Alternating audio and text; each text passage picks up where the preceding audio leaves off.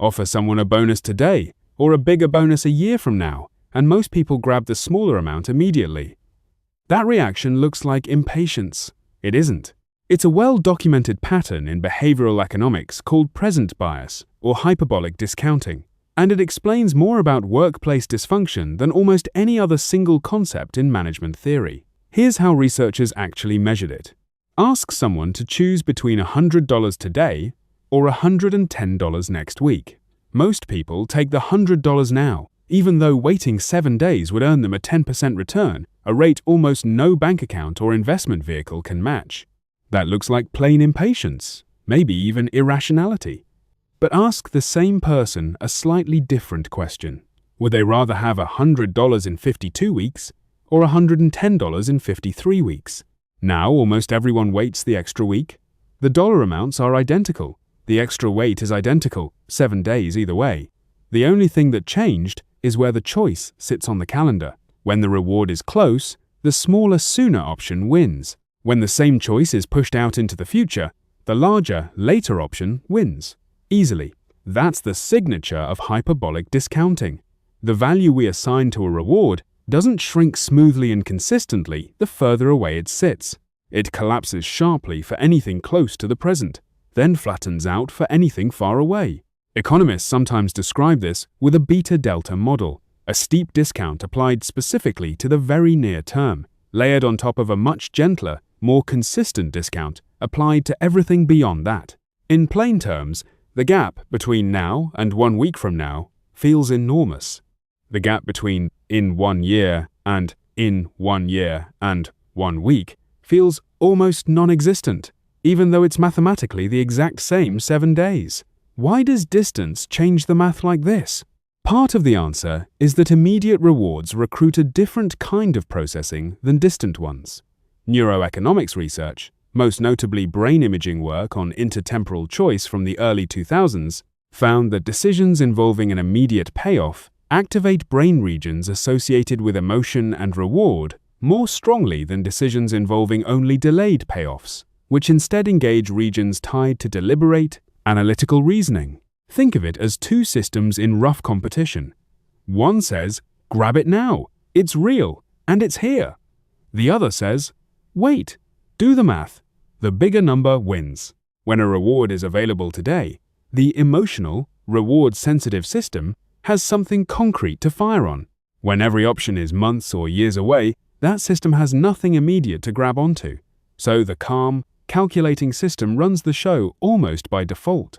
That's why the exact same 7-day wait feels like a sacrifice when it's attached to today, and feels like nothing at all when it's attached to a date a year from now.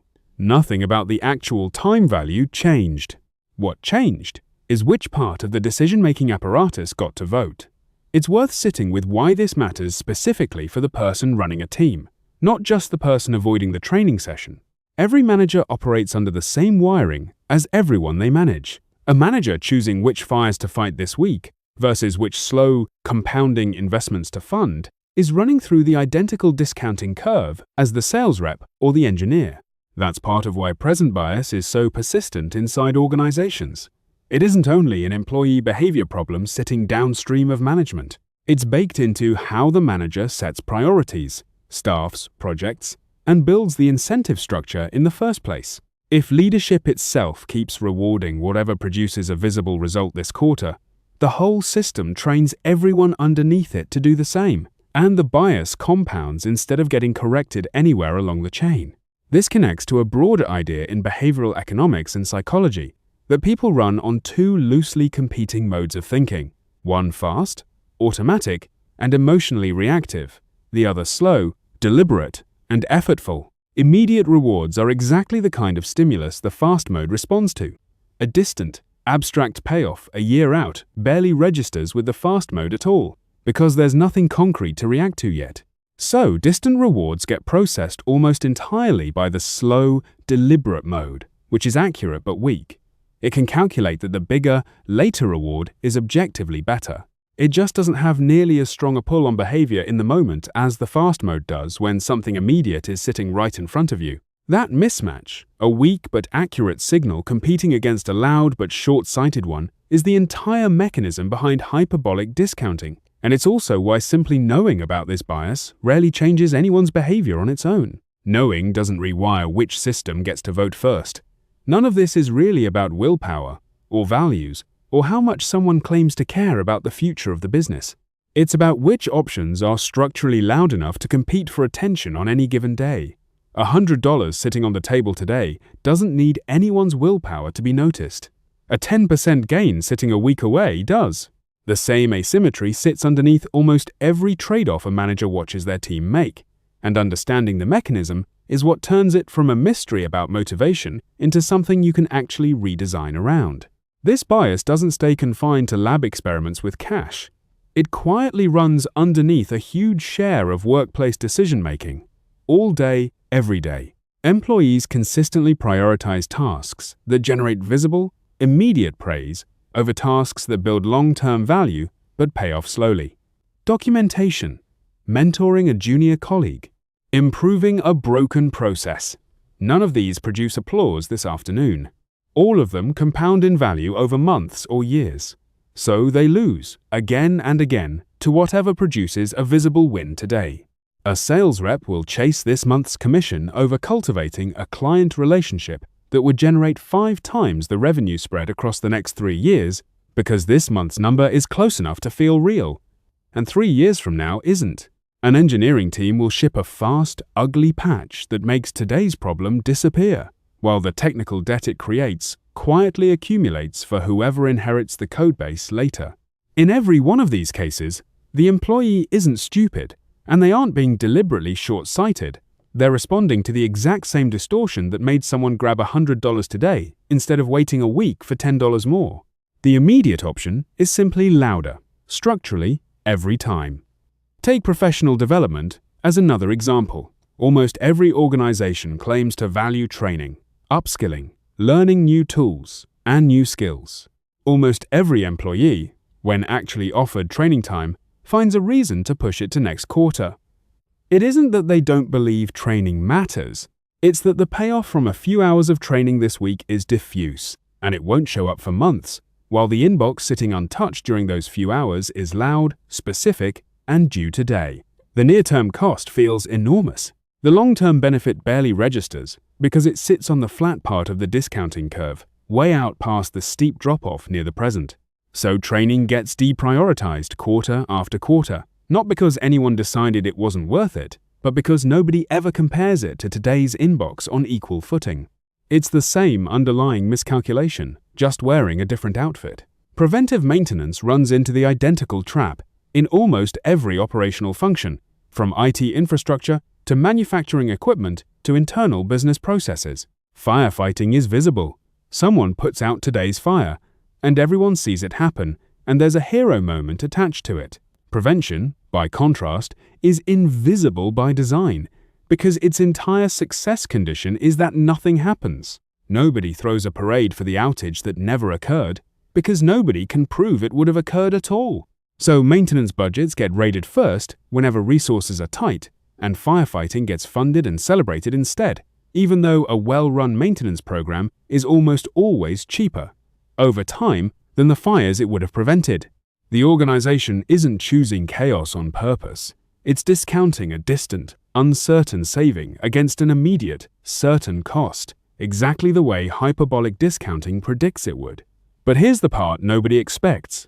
None of this means your best people are lazy, or that your culture has some kind of discipline problem. It means immediate rewards are structurally louder in the brain than distant ones, for every single person in the building, including you. Lecturing employees about thinking long-term does almost nothing, because you're asking someone to fight a wiring pattern with a slide deck and a good intention. It's the management equivalent of telling someone to just try harder to see clearly in the dark. The lecture doesn't change what's loud and what's quiet inside their head. Only the design of the incentive does that. And it isn't confined to the workplace either, which is part of why economists are confident it's a structural feature of how humans process time, not a quirk specific to any one job or industry. Retirement savings behavior is the classic case.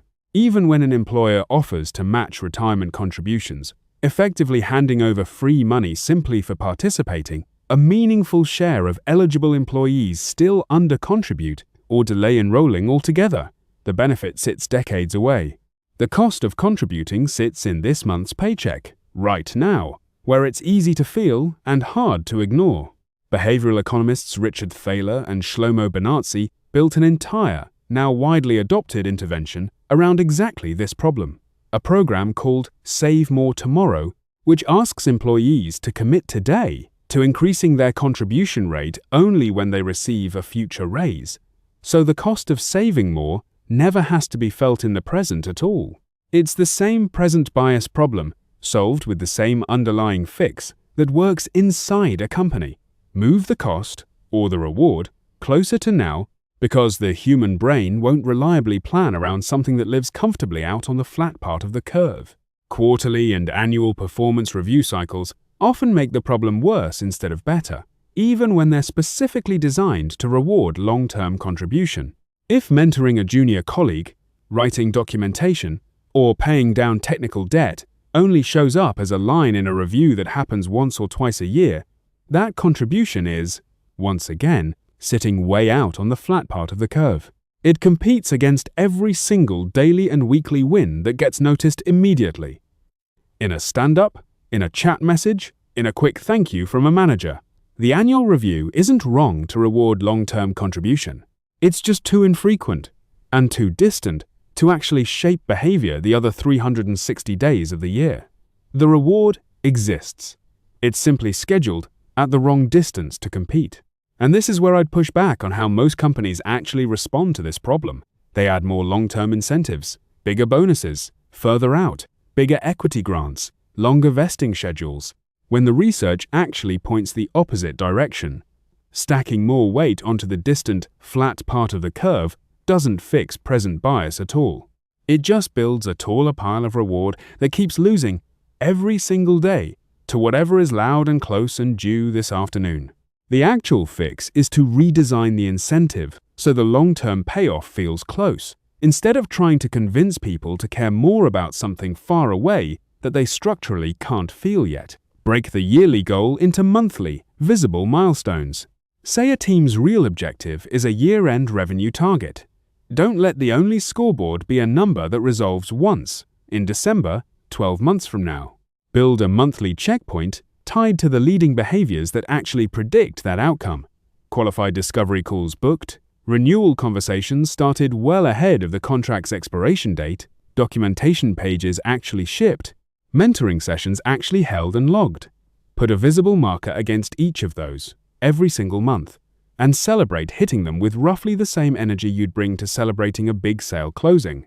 The point isn't to replace the yearly goal, it's to manufacture a today version of it, so the reward-sensitive part of every employee's brain has something immediate and concrete to respond to.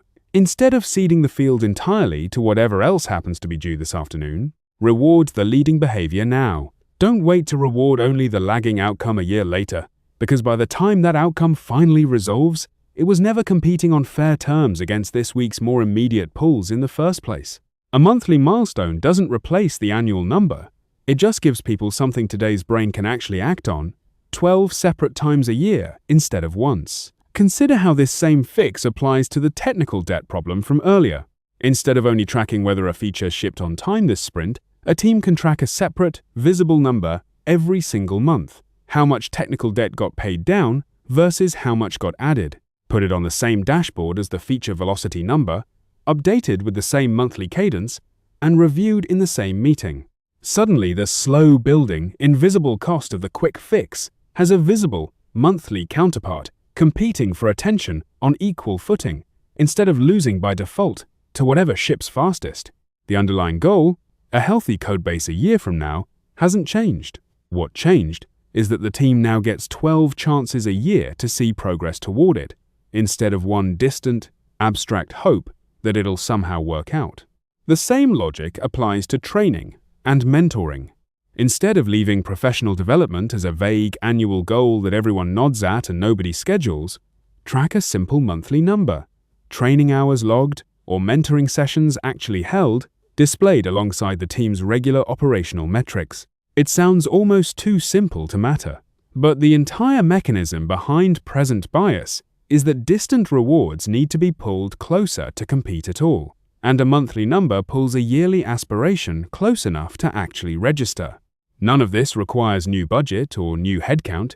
It requires deciding deliberately that the things you claim to value on a one-year horizon deserve a checkpoint far more often than once a year. Fighting human wiring rarely works.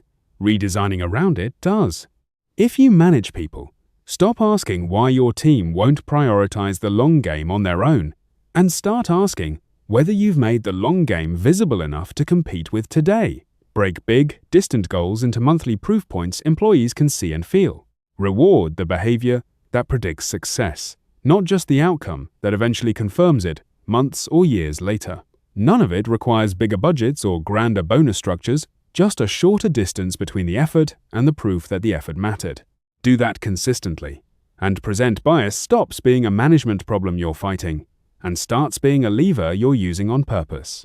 More of these on this channel. Follow along.